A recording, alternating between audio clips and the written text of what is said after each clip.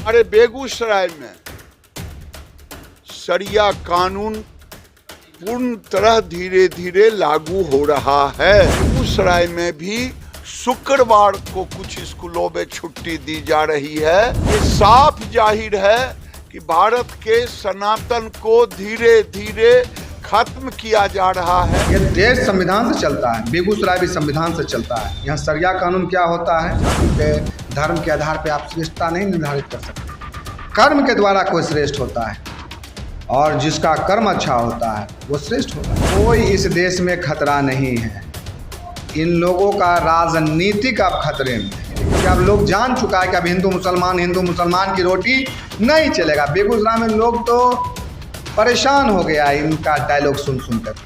बीते दिन बेगूसराय के सांसद और केंद्रीय मंत्री गिरिराज सिंह का बयान जो सनातनी खतरे में है और बेगूसराय में शरिया कानून लागू हो रहा है। हिंदू क्षेत्र में विद्यालय में शुक्रवार को क्यों छुट्टी दी जा रही है, इस मुद्दे को लेकर केंद्रीय मंत्री जी के बयान को आप किस रूप में देख रहे हैं, इस पर आप क्या कहना चाहेंगे? गिरिराज बाबू का जो बयान होता है ये कोई बयान ही नहीं होता है। उनको जो मन में आता है बोल देते हैं।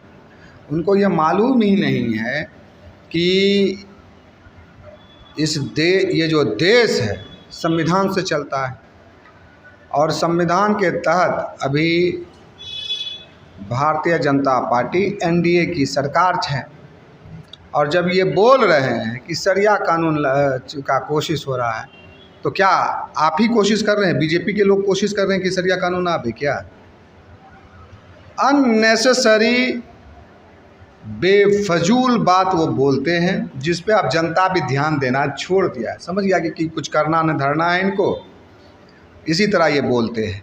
क्या गिरिराज बाबू रिफाइनरीजों के द्वारा बेगूसराय की जनता का जो सड़क बंद किया जा रहा है, क्या वहाँ पर पहुँचे? जनता के दुख दर्द में वहाँ पर वह पहुँचे? नहीं पहुँचे। वहाँ पर पहुँचा कौन? सीपीआई के माननीय विधायक रामरतन सिंह और संघर्ष समिति बनाए। बोले सब दल के लोग आ जाओ। सारे दल के लोग इसमें आए और बोले कि हम इस सड़क की लड़ाई को लड़ेंगे। रिफाइनरी की मनमानी नहीं चलेगी, हरगिज नहीं देंगे चलने के लिए। लग रहा है आपको जो ये बयान सियासी बयान है शरिया कानून पर देना, या लग रहा है आपको जो बेगूसराय में शरिया कानून चल रहा धीरे धीरे बढ़ रहा? आपका सवाल ही गलत है और गिरिराज सिंह जो बोल रहे हैं वो तो पूरा का पूरा ही गलत है। ये देश संविधान से चलता है, बेगूसराय भी संविधान से चलता है। यहाँ शरिया कानून क्या होता है और अगर आप कह रहे हैं तो सरकार केंद्रीय मंत्री का बयान है तो वही कह रहे हैं कि केंद्रीय मंत्री जी क्या कर रहे हैं, कुछ भी बोल देते हैं। लोग भी बेगूसराय का लोग उनको हल्के में ले लिया है, कुछ उनको तवज्जो नहीं देता। राहुल जी भी हिंदू है और गिरिराज जी भी हिंदू है, दोनों में कौन श्रेष्ठ है? अरे बाप रे बाप, हिंदू और देखिए डिफाइन ऐसे नहीं किया जाता है श्रेष्ठ का। जाति पे धर्म के आधार पे आप श्रेष्ठता नहीं निर्धारित कर सकते। कर्म के द्वारा कोई श्रेष्ठ होता है और जिसका कर्म अच्छा होता है वो श्रेष्ठ होगा। जिसने त्याग दिया, जिसने कुर्बानी दिया, वो लोग श्रेष्ठ हैं। राहुल गांधी के परिवार ने कुर्बानी दिया, बलिदान दिया। राहुल जी को हिंदू मानते हैं ना?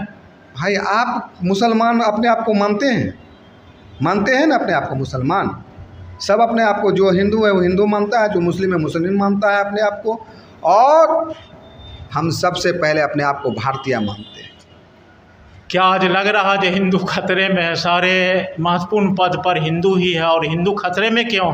महत्वपूर्ण पद वाली बात, यह अभी आपका जो सवाल है वो उचित नहीं है। जो योग्य है वो वहाँ पर है ना? अभी जो योग्य है उस पद पर है तो हिंदू कैसे खतरे में होंगे? कोई इस देश में खतरा नहीं है। इन लोगों का राजनीतिक अब खतरे में है। राजनीतिक खतरे में? हाँ, इसीलिए क्योंकि अब लोग जान चुका है कि अब हिंदू मुसलमान की रोटी नहीं चलेगा। बेगूसराय में लोग तो परेशान हो गया इनका डायलॉग सुन कर के। क्या लग रहा है जो 25 के चुनाव को लेकर 25 के चुनाव लेकर के ये लोग बोले तो भी या गलत बोले, और इसका कोई प्रभाव 25 पे नहीं पड़ेगा।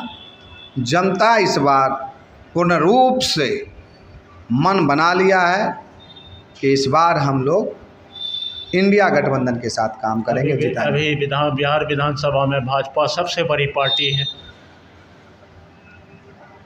भाजपा सबसे बड़ी पार्टी है, लेकिन उसके बावजूद भी तो नीतीश जी हैं सरकार। क्या नीतीश कुमार फिर पलट सकते हैं? अब राजनीति है, कब कौन पलटेगा इसका कहना मुश्किल है, लेकिन अभी के बारे में जो अभी है स्थिति वो अभी हम बताएं आपको, कोई भी पलट सकता है। चलिए, अभी हमसे बात कर रहे थे ऑल इंडिया यूथ फेडरेशन के नेता शंभू देवा। केंद्रीय मंत्री गिरिराज जी के बयान पर इन्होंने अपनी बात रखी। देखते रहिए बेगूसराय फ्रंटलाइन। मिलते हैं अगली वीडियो।